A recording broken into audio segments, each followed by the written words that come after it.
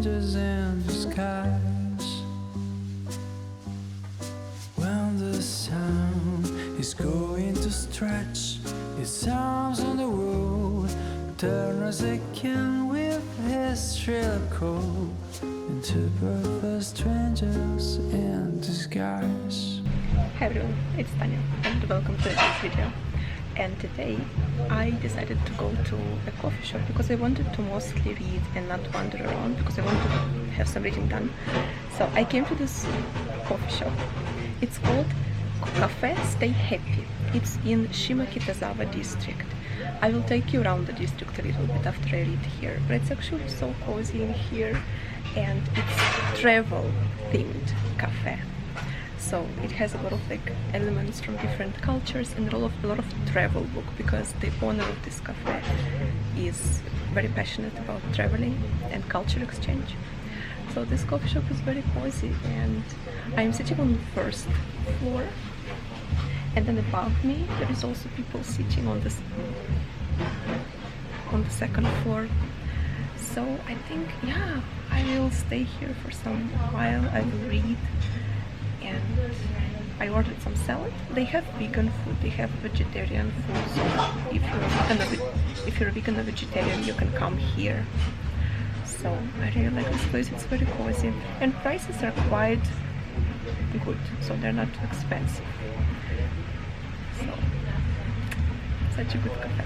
I think I will take some more footage so you will see it a little bit more, but it has these things. I think you can lay in here because you see those hooks are quite strong, so I think you can lay in here. I might try, but I might not. I am not a very... My weight is not a joke. I'm not a light Japanese girl, so yeah, they might not be for me. So yeah, but I actually really like this place.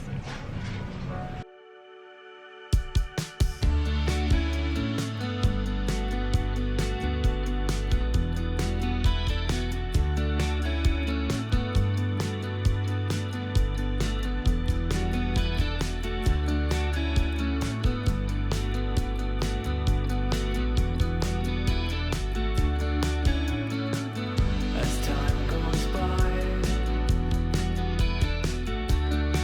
our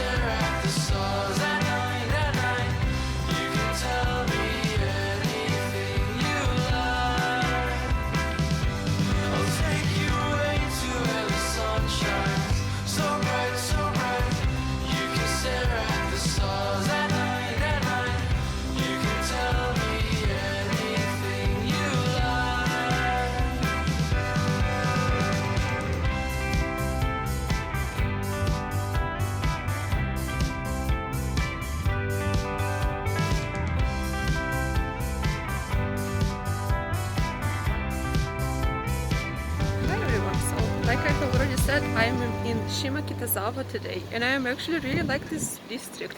It's like this subculture. It's like this subculture district for like young people with lots of coffee shops and some artsy shops, and it's like so cozy. I have to say, I really like this artsy district. It has I have seen so far some art galleries, lots of shops with clothing, lots of coffee shops, lots of restaurants, and like a lot of these artsy students with like crazy hairstyles and makeup or something. Adorable. I really like this place. It's also really nice to just like walk around, like what I'm doing. I've been to this nice coffee shop and now just, you know, soaking in the artistic atmosphere of this place. Really like it.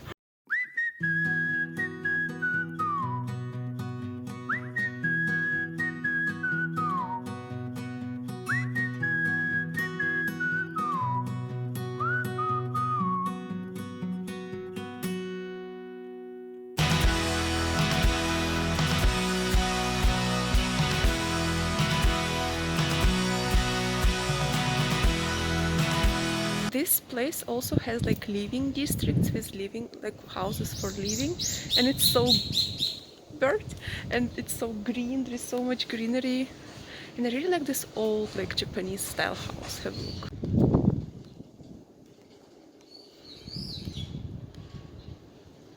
Wonder, is it an abandoned house or not? I heard it like in Japan they have problem with like abandoned houses. It would be cool to get one and restore. I like old houses. This was for the broken heart, the lame, the weak, too afraid to start, the dreams that only came to pass them by. Here's to the broken man who stood and walked when he heard you can, 'cause it shows me that faith is more than sight.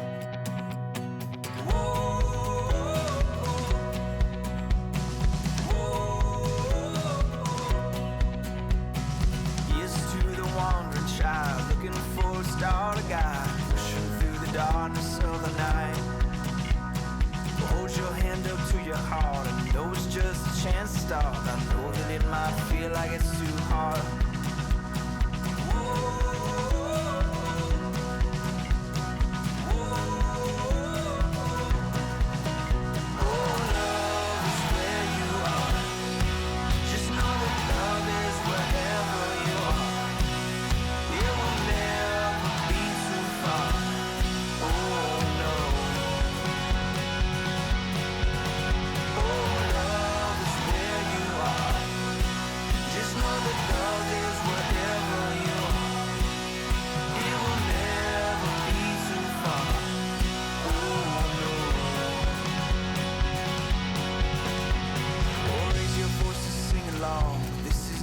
Time to watch, grab a hand and make this day our march.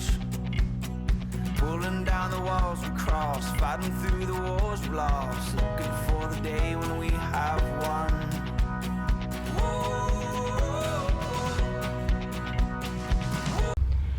Hi everyone, so it's already evening and I'm going to end my vlog here. I just wanted to update you on my reading, which is Human Acts. I have done a little bit of progress with this book today. I'm currently on page 77, so it's the third chapter of the story. And I just wanted to talk about this book a little bit more. In my previous vlog, I mentioned that it is this second person narration. Correction, it's only in the first chapter. So the first chapter is second person narration. Second chapter is first person narration. Third chapter is the third person narration, and those like all different characters. So in the first chapter we basically follow a young boy or a young guy. I'm not sure how old he is, but he's definitely like a young student. I'm just not sure if he's a high school student or a university student. And he is looking for his friends.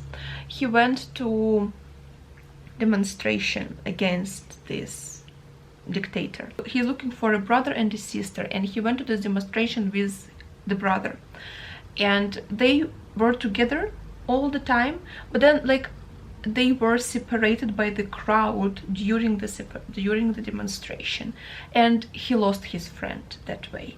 And so he doesn't know where his friend is, because he didn't return home, he didn't contact him. So he might be in a hospital, he might be in morgue, he might be dead.